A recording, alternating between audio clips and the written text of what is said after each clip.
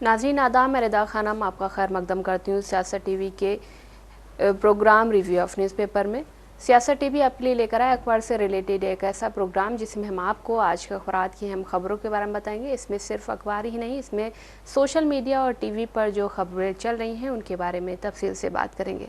आज हमारे पास कुछ खास टॉपिक्स हैं जिन पर हम डिस्कशन करेंगे। सबसे पहले बात करते हैं कि पीएम मोदी संग फ़ोन कॉल को लेकर ट्रंप का बड़ा दावा। उन्होंने कहा कि इतने टैरिफ लगाएंगे कि आपका सर घूम जाएगा। वहीं पर बात करते हैं कि जम्मू कश्मीर में बाढ़, बारिश से भारी तबाही, वैष्णो देवी में लैंडस्लाइड से मरने वालों का आंकड़ा अब 30 हुआ है। वहीं पर बात करते हैं कि ईडी की कल छापेमारी हुई है सौरभ भारद्वाज के घर पर, और इस पर आप नेता सौरभ भारद्वाज ने कहा कि 2 साल में तो अभिषेक मनु सिंह भी बेल करा देंगे। इन सारे टॉपिक्स पर बात करने के लिए हमारे साथ मौजूद है हमारे साथी अशर यासिर। अशर यासिर, आपका खैर मकदम है। तो सबसे पहले बात करते हैं, जिस तरीके से अमेरिकी राष्ट्रपति डोनाल्ड ट्रंप है हमेशा बात करते रहते हैं कि भारत और पाकिस्तान का जो सीज़ फायर कराया है वो मैंने ही कराया। सबसे पहले हमें मालूम भी है कि सबसे पहले उन्होंने ही एक ट्वीट किया था इस बारे में कि भारत और पाकिस्तान का सीज़ फायर हो चुका है। बाद में ये इंडियन मीडिया में खबरें आई कि मोदी और उनके बीच में जो है कुछ बातें बनी हैं, पाकिस्तान और भारत के बीच में कुछ ऐसी चीज़ें हुई हैं कि सीज़ फायर हो चुका है। लेकिन इन सारे टॉपिक्स पर बात करते हुए जो अमेरिकी राष्ट्रपति हैं डोनाल्ड ट्रंप ने एक और दावा किया है। उन्होंने कहा है कि रूस यूक्रेन युद्ध पर बात करते हुए एक बार फिर से भारत पाकिस्तान के बीच इस संघर्ष का उन्होंने जिक्र किया। वहीं पर एक न्यूज़ के मुताबिक ट्रंप ने व्हाइट हाउस में पत्रकारों से कहा कि कई बार ऐसा हो सकता है कि पुतिन वहां हो और ज़ेलेंस्की ना हो, लेकिन मैंने दोनों को एक किया और मैं आर्थिक प्रतिबंध नहीं लगाता तो इससे विश्व युद्ध भी हो सकता था। डोनाल्ड ट्रंप ने कहा कि मेरे विचार में अगर मैं ये नहीं करता तो यूक्रेन विश्व युद्ध शुरू कर देता और हम यही नहीं चाहते थे। उन्होंने ये भी कहा कि भारत और पाकिस्तान के बीच अगर मैं युद्ध नहीं रोका होता तो परमाणु युद्ध हो सकता था। उन्होंने ये भी कहा कि जब मैंने देखा कि 7 जेट गिराए जा चुके हैं तो मुझे लगा कि ये सही नहीं है। $150 मिलियन के प्लेन को मार गिराया गया, हो सकता है कि आंकड़ा इससे भी ज़्यादा हो। लेकिन ये बात हमेशा विपक्षी नेता भी बोलते रहते हैं कि कौन से देश के फाइटर जेट गिराए गए हैं। देखिए, इसके बारे में अभी तक कोई जानकारी नहीं दी गई। और दूसरी बात जो आपने भी ट्रम्प की कही, तो आज से जो टैरिफ था 50% वो लागू हो गया है जी। लेकिन इससे पहले अगर हम बताएं कि ट्रम्प ने जो प्रेस वार्ता में जो बातचीत की उसमें ट्रम्प ने कहा है कि मैंने कहा कि मैं आपसे कोई समझौता नहीं करूँगा अगर आप लड़ाई लड़ते रहे, आप लोग एक दिन परमाणु युद्ध में कूद जाएंगे। और साथ ही ट्रम्प ने कहा है कि हम कोई डील नहीं चाहते हैं। ट्रम्प ने कहा कि मैंने कहा कि मुझे कल दोबारा कॉल करना, लेकिन हम आपसे कोई समझौता नहीं करने जा रहे हैं। फिर ट्रम्प ने आगे कहा है कि अगर किया तो हम आप पर इतने भारी टैरिफ लगाएंगे कि आपका सर घूम जाएगा। साथ ही उन्होंने ये भी कहा कि 5 घंटे के अंदर युद्ध समाप्त हो गया। अमेरिकी राष्ट्रपति ने ट्रम्प ने भारत पर 25% अतिरिक्त टैरिफ लगाने की घोषणा की थी। टैरिफ की डेडलाइन ख़त्म हो चुकी है। अब भारत पर कुल 50% टैरिफ लग गया है। नए टैरिफ सिस्टम की वजह से भारत के कुछ सेक्टर्स में काफ़ी नुकसान हो सकता है। और साथ ही अगर आपको ये भी बता दें कि भारत के साथ साथ ब्राज़ील पर भी भारी टैक्स लगाया गया है। अब अगर बात करते हैं कि किन सेक्टर्स पर ज़्यादा नुकसान हो सकता है, तो अमेरिकी गृह मंत्रालय ने जारी अपने आदेश में सोमवार को कहा था कि बढ़ा हुआ टैरिफ उन भारतीय प्रोडक्ट्स पर लागू होगा जिन्हें 27 अगस्त 2025 को EDT यानी ईस्टर्न डेलाइट टाइम के मुताबिक रात 12:01 या उसके बाद उपभोग के लिए देश में लाया जाएगा या गोदाम से निकाला जाएगा। मतलब अगर कुछ अभी रखा भी हुआ है फिर भी अगर वो गोदाम से निकाला जाएगा बाहर मार्केट में तो भी उस पर टैक्स लगेगा। साथ ही इसकी मंजूरी दे दी गई है। भारत का टेक्सटाइल सेक्टर टैरिफ से प्रभावित हो सकता है। देश की ओर से अमेरिका को $10.9 अरब का कपड़ा निर्यात किया जाता है। इसमें पूरा टेक्सटाइल सेक्टर शामिल है। साथ ही डायमंड और ज्वेलरी की बात करें तो $10 अरब के इस सेक्टर पर भी भारी टैरिफ का प्रभाव पड़ सकता है। साथ ही जो मशीनरी उपकरण हैं, कृषि, प्रोसेस्ड फूड, धातु, कार्बन, रसायन और हैंडीक्राफ्ट उद्योग भी काफ़ी प्रभावित हो सकता है। भारत के तिरुपुर, नोएडा, सूरत और विशाखापट्टनम जैसे शहरों से अमेरिका को भारी मात्रा में प्रोडक्ट भेजे जाते हैं, लेकिन उसके निर्यात पर अब असर दिख सकता है। क्रिसिल रेटिंग्स ने चेतावनी जारी करते हुए कहा है कि कुछ सामानों की निर्यात मात्रा 70% तक कम हो सकती है। मतलब अगर ये टैरिफ आज से लागू हो गया है तो ये जो निर्यात यहाँ से किए जा रहे हैं इनमें 70% जो है कमी आ सकती है, जिससे जो यहाँ का बाज़ार है वो भी ख़राब होगा और जो लोग वहाँ काम करने वाले हैं उन पे भी इसका असर पड़ेगा। लेकिन सबसे अहम चीज़ ये, जिस तरह आपने अभी बोला कि जब विपक्ष भी पूछता रहा है कि आखिर आप बोलिए कि ट्रंप झूठ बोल रहे हैं, उसके बारे में अभी तक देश के प्रधानमंत्री ने कुछ नहीं बोला है। और जो क्या बोलते हैं एक्सटर्नल अफेयर्स मिनिस्ट्री है उसकी तरफ से ये कहा जाता है कि बात हुई थी, ये हुआ था, वो हुआ था, लेकिन अभी तक देश के प्रधानमंत्री नरेंद्र मोदी ने इस पर कुछ नहीं बोला है। और जिस तरह से अभी फिर ट्रंप ने एक बार फिर से खुल करके चीज़ें की, अभी तक ये बोलते रहे हैं कि हमने टैरिफ की धमकी दी थी जिसकी वजह से युद्ध रोका गया, अब उन्होंने खुल करके बोल दिया है कि पहले जब हमारे बीच बातचीत हुई तो हमने ये बोला दोनों को कि भाई आप दोनों के दरमियान क्या चल रहा है, अगर इसी तरह युद्ध चलता रहा तो एक दिन ये परमाणु युद्ध जैसा हो जाएगा और उसके बाद मैं आपसे कोई भी व्यापार जो है वो नहीं करूँगा, कोई भी ट्रेड जो है वो नहीं करूँगा। लेकिन उसके बाद फिर चीज़ें सामने आती हैं कि ट्रंप ने एक ट्वीट किया, उस ट्वीट के बाद युद्ध विराम हुआ, युद्ध विराम के बाद फिर हमने देखा क्या क्या चीज़ें हुई कि वहाँ के जो क्या बोलते हैं मीडिया वहाँ के जो जनरल हैं उनकी तरफ से यहाँ बोला गया, यहाँ के जनरल की तरफ से बातचीत हुई, ये बोला गया है कि दोनों की जो क्या बोलते हैं DMRO कुछ करके ऐसी शायद होता है कुछ, उसमें जो है मतलब जो आर्मी के ऑफिसर रैंक के लोग होते हैं उन दोनों ने एक साथ बैठ के हिंदुस्तान के और उन्होंने फ़ोन पे बातचीत की, उसके बाद ये युद्ध रुकवाया गया। लेकिन सबसे अहम चीज़ ये है कि आखिर ट्रंप आज जिस तरह उन्होंने खुल के बोला है, और मुझे जहाँ तक याद है ये उनका आई थिंक 38 या 39 टाइम होगा जब उन्होंने इस बात को बोला है कि हमने हिंदुस्तान और पाकिस्तान की जंग रुकवाई है। इसके बाद अब देश के प्रधानमंत्री पे सबसे बड़ा प्रेशर ये है कि जो टैरिफ लगाया गया है इसको किस तरह सही किया जाए, और जो अपोजिशन जिस तरह से आवाज़ उठा रहा है, अभी तो खैर वोट चोरी और जो है क्या बोलते हैं उनकी जो डिग्री है उसको लेकर के चीज़ें चल रही हैं, लेकिन ये चीज़ें भी इंटरनल चलती जा रही हैं। तो अभी इंडियन गवर्नमेंट पे काफ़ी ज़्यादा प्रेशर है और इस प्रेशर के से निकलने के लिए अभी क्या करेंगे ये सबसे अहम होगा, क्योंकि बीजेपी के बारे में कहा जाता है जब भी वो किसी चीज़ में इन्वॉल्व हो जाती है और कोई इस पर ज़्यादा प्रेशर आने वाला होता है तो वो कुछ ऐसा लेकर के आते जिससे सारा ध्यान जो है उस चीज़ की तरफ हो जाता है, ये चीज़ घट जाती है। अभी हमने देखा कि देश के गृह मंत्री अमित शाह ने एक मीडिया चैनल को इंटरव्यू दिया, उसमें उन्होंने बहुत बड़ी बड़ी बातें की, बहुत ज़्यादा विपक्ष को घेरने की बातें की। मतलब जहाँ पे आपसे कोई सवाल किया जा रहा है आप उसका जवाब देने के बजाय विपक्ष को मतलब यूँ घुमा करके आप उसका जवाब दे रहे हैं और जवाब भी नहीं दे रहे हैं खुल के। आप सबसे बड़ी चीज़ ये कि आप जवाब नहीं दे रहे हैं, घुमा रहे हैं। आपसे जब पूछा गया कि भाई वाइस प्रेसिडेंट धनखड़ ने इस्तीफ़ा क्यों दिया, तो आपने बोला कि इस्तीफ़ा उन्होंने दिया कि उनकी तबीयत खराब थी। उसके बाद आपने फिर विपक्ष को घेरना शुरू कर दिया। सबसे अहम चीज़ ये बीजेपी में कि बीजेपी के जो बड़े लीडर्स हैं, छोटे लीडर्स की मैं बात नहीं कर रहा, बड़े जो लीडर्स हैं वो कोई भी ऐसा जवाब जब उनसे सवाल किया जाता है जवाब नहीं दे पाते हैं, क्योंकि वहाँ पे वो फंस रहे होते हैं। सबसे अहम चीज़ ये है, अब जिस तरह से आज टैरिफ लागू हो गया है तो टैरिफ लागू होने के बाद देश के प्रधानमंत्री क्या प्रेस कॉन्फ्रेंस करेंगे, जो कि 11 साल में आज तक प्रेस कॉन्फ्रेंस नहीं हुई है। और जिस तरह से हम बात कर रहे हैं कि इस वक्त डिग्री का मसला काफ़ी चल रहा है, तो डिग्री जिस तरह से अगर दिखाई गई थी, अगर वो फेक थी तो सदस्यता रद्द होनी चाहिए और देश को गुमराह करने के लिए उन पे केस होना चाहिए और पूरी जो भी उनके कैबिनेट है या जो भी सरकार है पूरी गिरनी चाहिए।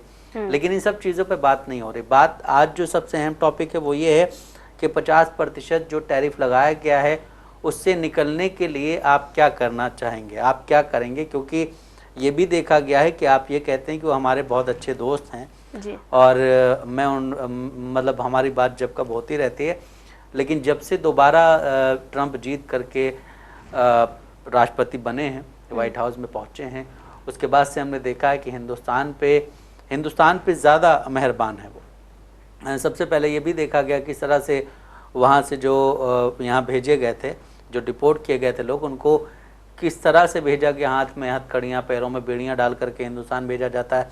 उस पर देश के प्रधानमंत्री कभी कोई जवाब नहीं देते हैं, देश के जो विदेश मंत्री हैं जयशंकर वो कोई जवाब नहीं देते हैं। उसके बाद फिर ये टैरिफ वाला मामला आता है। टैरिफ वाले मामले से बाद में फिर आप देखें कि वॉर रुकवाने वाला मामला आता है। ये सारी चीज़ें आती हैं, लेकिन इस पे देश के प्रधानमंत्री कुछ नहीं बोलते हैं, देश के विदेश मंत्री कुछ नहीं बोलते हैं। अभी जिस तरह से हम बात कर रहे हैं कि हिंदुस्तान का चाइना से जो है अच्छा संबंध होने जा रहा है, जिस तरह हमने देखा कि अभी दोनों विदेश मंत्री मिले थे।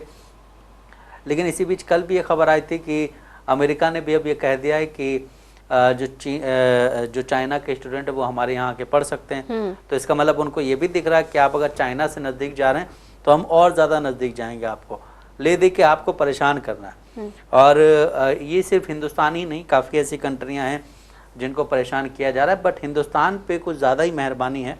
और वो क्यों है? क्योंकि आपकी विदेश नीति उस तरह की है नहीं।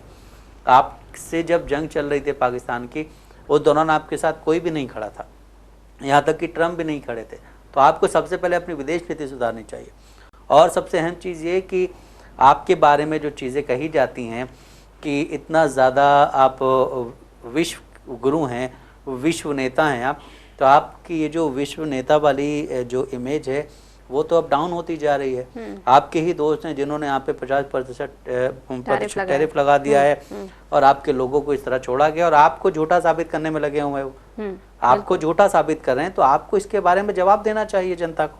आप जवाब नहीं दे पा रहे हैं। और आपने एक चीज़ की बताई कि चाइना के 6 लाख छात्रों को ट्रंप ने आने का निमंत्रण दिया है कि वो यहाँ पर आकर अपनी पढ़ाई करें, लेकिन वहीं पर उनकी दोहरी राजनीति देखिए कि उन्होंने जो भारत के छात्र हैं उनको निकालने का फैसला किया है, वहाँ पर जो जॉब कर रहे हैं उनको भी निकालने का फैसला किया है, और वहीं पर चाइना के छात्रों को वो बुलाने का निमंत्रण दे रहे हैं। और वहीं पर जब डिपोर्ट हुए थे जो अप्रवासी जो जिस तरह से गए थे वहाँ पर, तो उन्होंने पूरे हिंदुस्तान ने देखा या पूरे देश ने देखा या पूरे दुनिया ने देखा कि किस तरह से हिंदुस्तान के लोगों को डिपोर्ट किया गया था, उनके हाथ पैर बांध कर जंजीरों में जकड़ के डिपोर्ट किया गया था। लेकिन वहीं पर जो दूसरे राष्ट्र के जो लोग थे उनको किस तरह से भेजा गया, जो छोटे छोटे रास्ते भेजा था, उन्होंने अपना प्लेन भेजा। उन्होंने कहा आप इस तरह नहीं हटा सकते इन्हें, हम अपना प्लेन भेज रहे हैं और बाइज्जत वहाँ से लोग यहाँ आएंगे।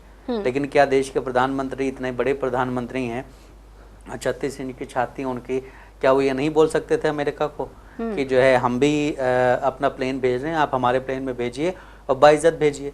कुछ भी नहीं हुआ ऐसा। और आप जो है बताते हैं कि हम बहुत बड़े विश्व गुरु हैं और हर जगह आप आगे आगे चलने की कोशिश करते हैं। लेकिन सबसे अहम चीज़ ये होती है जब ऐसी सिचुएशन आती है, जिस तरह हमने देखा कि हिंदुस्तान पाकिस्तान के जब युद्ध चल रहा था, आपके साथ कोई नहीं खड़ा था। उसके बाद फिर जब ये टैरिफ वार वाला चीज़ें सामने आई हैं, उस वक्त आप बिल्कुल बेबस नज़र आ रहे हैं और आपके मंत्री जो हैं वो अलग अलग बातें कर रहे हैं। और सबसे अहम चीज़ यहाँ पे ये भी है रिदा कि जब ट्रंप दूसरी बार सत्ता में आ रहे थे, उस दौरान हमारे देश का जो दरबारी मीडिया था या बीजेपी के जो लीडर्स थे या फिर बीजेपी से रिलेटेड जो बिजनेसमैन हैं और बहुत सारे ऐसे लोग थे जो हवन और पूजा वगैरह प्रार्थना कर रहे थे कि ट्रंप आ जाएं, आज उनसे भी ये पूछना चाहिए कि आपके जो दुआएं थी उसमें क्या ऐसी कमी रह गई थी कि सारी जो चीज़ें जो भी गड़बड़ हो रही है वो सब हिंदुस्तान पे आ रही है। हाँ, हालांकि देखिए जो चाइना ने जो जिस तरीके से ट्रंप ने टैरिफ लगाया है, अब ट्रम्प ये जो डील है वो किस तरीके से करेंगे प्रधानमंत्री, लेकिन वहीं पर अगर हम इंडियन मीडिया की बात करें तो वो इसके फ़ायदे भी गिनाने लगेंगे। वो फ़ायदे जब आप देखिए कि जब सरकार के अगेंस्ट कोई चीज़ें होती हैं तो वो फ़ौरन पलट करके उस चीज़ के फ़ायदे गिनाने लगते हैं। अभी जब ट्रंप सत्ता में आने वाले थे, ट्रंप के आने के टाइम पे सनातनी हैं, ये हैं, वो हैं, बहुत सारी चीज़ें ऐसी कही गई। उसके बाद फिर जब ट्रंप ने ये बोला कि हमने युद्ध रुकवाया तो आप थोड़ा सा डाउन हुए, लेकिन फिर आपने देखा कि सरकार के अगेंस्ट चीज़ें जा रही हैं तो आपने उस चीज़ को अलग तरह से घेरना शुरू कर दिया। अब जो है ट्रंप सबसे बुरे हो गए हैं। क्यों बुरे हो गए हैं? क्योंकि वो देश के प्रधानमंत्री की बात नहीं सुन रहे। अरे आपको जो फैक्ट चीज़ें हैं, जो चीज़ें ज़्यादा इम्पॉर्टेंट हैं वो चीज़ें दिखानी चाहिए। आपकी विदेश नीति किस तरह की आपको वो दिखाना चाहिए। फिर भी आपको डेलीगेशन भेजने की जरूरत पड़ गई। आपने अभी तक ये नहीं, देश के प्रधानमंत्री से हमने देखा 2024 के लोकसभा चुनाव में इतने इंटरव्यूज दिए, कहीं ये नहीं किसी मीडिया हाउस ने या किसी एंकर ने पूछा कि आपने अभी तक कोई प्रेस कॉन्फ्रेंस क्यों नहीं की। पूछना चाहिए था आपको, लेकिन आप तो ये पूछ रहे थे कि आप इतना एनर्जेटिक कैसे रहते हैं, ये कैसे रहते हैं, वो कैसे रहते हैं। मेन मुद्दे जो हैं उन पे सवाल नहीं होते हैं, और मेन मुद्दों पे सवाल होने के लिए आपको एक पत्रकार होना ज़रूरी होता है। इस वक्त पत्रकारिता जो है मेन स्ट्रीम मीडिया की, वो कहीं और ही जा रही है। जी। हालांकि आपने जो बात की कि आपने डिपोशन की बात की कि यहाँ के लोग जो है जिस तरह से डिपोर्ट किए गए थे, प्रधानमंत्री मोदी ने जब से वो प्रधानमंत्री बने हैं तब से उन्होंने विदेशी काफ़ी दौरे किए हैं। उन्होंने हमेशा बखान किया है अपनी विदेश नीति का, लेकिन इस दौरान जो पाकिस्तान और हिंदुस्तान की जो जंग हुई उसमें हमने देख लिया कि किस तरह की उनकी विदेश नीति है, क्योंकि उनको डेलीगेशन भेजने की नौबत आ गई। और दूसरी चीज़, जब लोग डिपोर्ट किए गए थे तो आप विदेश जाते हैं, इतने करोड़ों रुपए आपने खर्च किया, आप एक प्लेन नहीं भेजा सकते थे उनको लेने के लिए। देखिए, सबसे अहम चीज़ ये है कि जब हिंदुस्तान पाकिस्तान की जंग चल रही थी तो चाइना के चीज़ें पाकिस्तान यूज़ कर रहा था, और अभी आप चाइना से जा कर के समझौता कर रहे हैं, आप उनके साथ बिजनेस कर रहे हैं और देश के विदेश मंत्री जा कर के उनसे मिल रहे हैं। तो ये सब चीज़ें क्या हैं? ये आप एक तरफ जो है जनता को वर्गला रहे हैं और दूसरी तरफ आप अपना फ़ायदा देख रहे हैं, क्योंकि चाइना अमेरिका की नहीं बन रही है तो आप उससे जो है अपना हाथ मिलाना चाह रहे हैं। रीज़न ये है कि एक ताकतवर, दूसरा भी ताकतवर है, दोनों अगेंस्ट हैं एक दूसरे के, तो आप हाथ मिलाना चाह रहे हैं। बट दूसरी चीज़ ये भी है कि आपको जनता को भी एक ऐसा संदेश देना है जिससे जो है कोई हमसे सवाल ना कर सके। तो इस वजह से आप कह रहे हैं कि ये चीज़ें बाइकआउट करो, वो चीज़ें बाइकआउट करो, ये सब चीज़ें चल रही हैं। अभी आप देखिए कि हिंदुस्तान पाकिस्तान की जंग होती है और बहुत सारी चीज़ें बाइकआउट होती हैं, बहुत सारे चैनल्स बंद कर दिए जाते हैं, बहुत सारे ट्विटर अकाउंट्स बंद कर दिए, क्या बोलते हैं, एक्स अकाउंट बंद कर दिए जाते हैं, इंस्टाग्राम अकाउंट यहाँ पे ब्लॉक कर दिए जाते हैं। लेकिन उन सब चीज़ों से क्या फ़ायदा हुआ या नुकसान हुआ? उनसे कोई फ़ायदा नुकसान नहीं होता है। फ़ायदा नुकसान जब होता है जब आप वहाँ से पीओके लेकर के आते। आपने वो तो किया ही नहीं। आपके पास पूरा उस वक्त अपोजिशन लीडर जिस तरह से कहते हैं, आपके पास पूरी तैयारी थी और आप कहीं ना कहीं आगे चल रहे थे हर चीज़ में, तो आप क्यों नहीं लेकर के आए? आप यहाँ पे बखान करते हैं कि हमें इस बार प्रधानमंत्री बना दो, हम जो 6 महीने में पीओके ले आएंगे, हम 3 महीने में ये कर देंगे, 2 महीने में ये कर देंगे। लेकिन जब चीज़ें आपके हक में आ जाती हैं उसके बाद आप क्या करते हैं? फिर तो आप ये कहते हैं कि हमारा जो मेन मोटो ये था ही नहीं, हमारा मकसद पीओके लेना था ही नहीं, तो फिर आखिर क्या था? जब आपके पास सारी चीज़ें उस वक्त मौजूद थी और आप ये कह रहे हैं कि हम सबसे आगे चल रहे थे, इंडियन आर्मी की हम सब रिस्पेक्ट करते हैं, इंडियन आर्मी आगे चली थी, तो आपने ट्रम्प के कहने पर युद्ध क्यों रुकवाया फिर? या फिर आप ये मीडिया के सामने आके बोलिए, ये नहीं कि आप जो है किसी रैली में बिहार में जाते हैं और वहाँ पे ये बोलते हैं। आप मीडिया के सामने आकर के बोलिए जहाँ पे चुनिंदा पत्रकार ना हो, वहाँ पे पत्रकार हर तरह के हों और जो सवाल पूछने वाले पत्रकार हों, उनके सामने आप बात कीजिए। आप बात ही नहीं कर पाएंगे, बिना टेलीप्रॉम्प्टर के आप बात ही नहीं कर पाते हैं। जी, हालांकि प्रधानमंत्री मोदी सिर्फ वहाँ पर जाते हैं जहाँ चुनाव होने वाले होते हैं। अभी बिहार के खूब सारे दौरे कर रहे हैं क्योंकि आने वाले टाइम में बिहार में चुनाव होने वाला है और उनको अपनी जीत और हार का जो मंसूबा है वो दिखाई दे रहा है कि हम वहाँ पर जीत भी सकते हैं एनडी के वहाँ जेडीयू के साथ मिलके। लेकिन वही है, दूसरी बात ये है कि जिस तरीके से ट्रंप ने 50% टैरिफ लगाया यासिर, इसमें भारत के कारोबार में काफ़ी नुकसान होगा। और ख़ासकर जब टैरिफ लगाने की बात की जा रही थी तो ऐसा कहा जा रहा था कि खासकर यूपी के जो कारोबारी हैं उनको काफ़ी नुकसान हो सकता है। आज ही हमने एक खबर पढ़ी थी कि शाहजहाँपुर का एक कपल है, उन लोगों ने आत्महत्या कर ली क्योंकि उनको व्यापार में काफ़ी घाटा हुआ था और उन्होंने अपने 4 साल के बेटे को जहर देकर मार दिया। बाद में पति पत्नी दोनों फांसी के फंदे से लटक गए। देखिए, सबसे अहम चीज़ ये अभी हमने बताया ना आपको कि ज्वेलरी में, डायमंड में और कपड़ा निर्यात में, टेक्सटाइल वाली जो इंडस्ट्री पूरी, उसमें काफ़ी ज़्यादा नुकसान होगा आपको।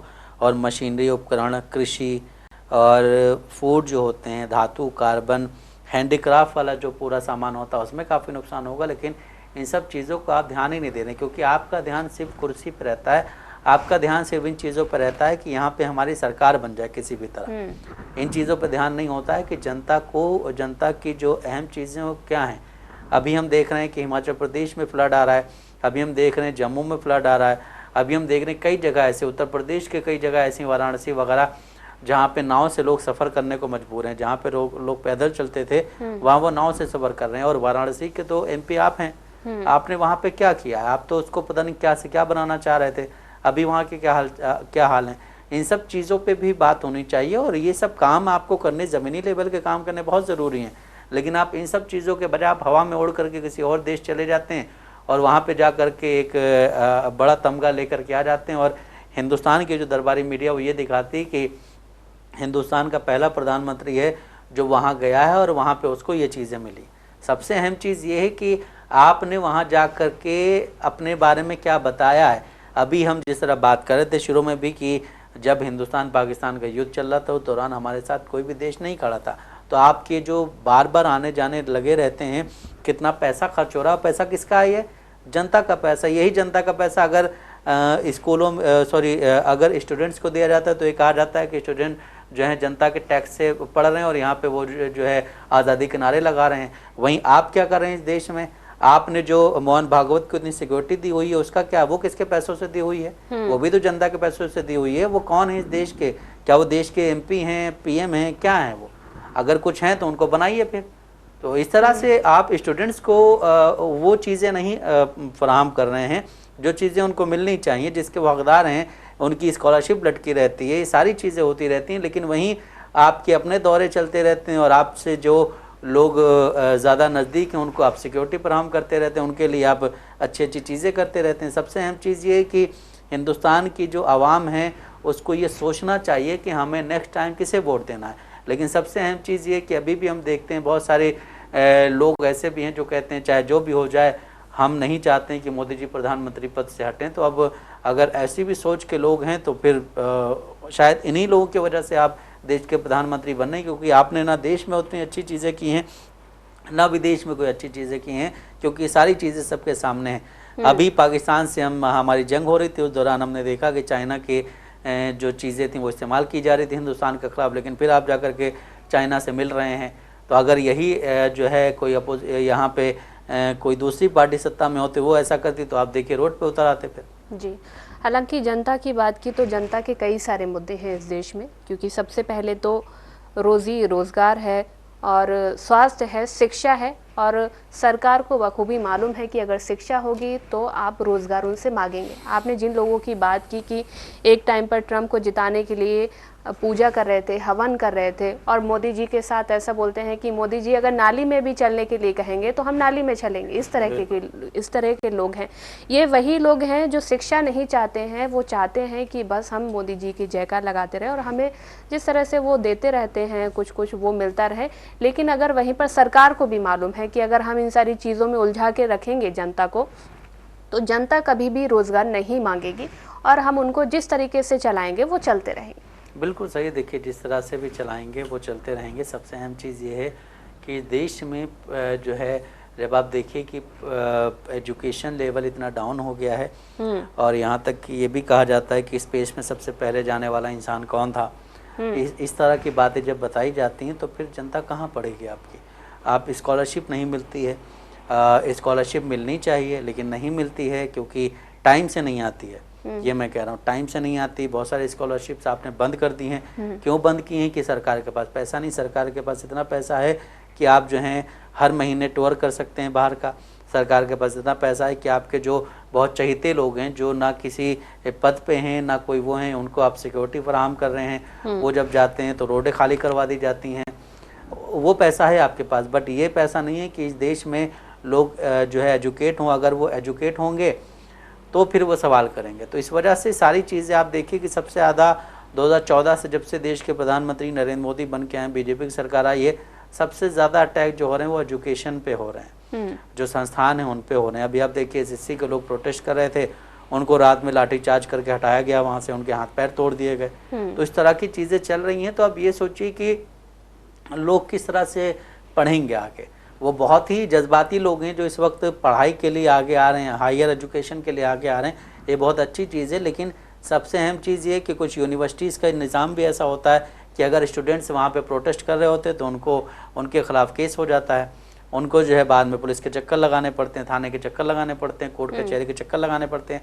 आप अपनी आवाज़ नहीं उठा सकते हैं। आप अगर पढ़ भी रहे हैं तो आप चुपचाप अपना पढ़िए और आकर के बैठ जाइए। देश में क्या हो रहा है या विदेश में कुछ ऐसी चीज़ें हो रही जिसका हम यहाँ पे प्रोटेस्ट कर सकते हैं, जिनके बारे में हम बोल सकते हैं, जिसके बारे में हम लिख सकते हैं, उन सब चीज़ों पे बैन किया हुआ है आपने। जी, तो जैसा कि नाजरीन आपने देखा कि हमने आपको न्यूज़पेपर के ज़रिए हम खबरों से रूबरू कराए। ऐसी ज़रूरी खबरों से रूबरू होने के लिए हमारे साथ इस प्रोग्राम से जुड़े रहें। और अगर आपकी इस प्रोग्राम से रिलेटेड कोई भी राय है तो हमें कमेंट बॉक्स में ज़रूर लिखें। इसी के साथ हमारा प्रोग्राम ये ख़त्म होता है। मुझे और मेरे साथी अशर यासुर को इजाज़त। आप बने रहें सियासत TV के साथ। अल्लाह हाफ़िज़।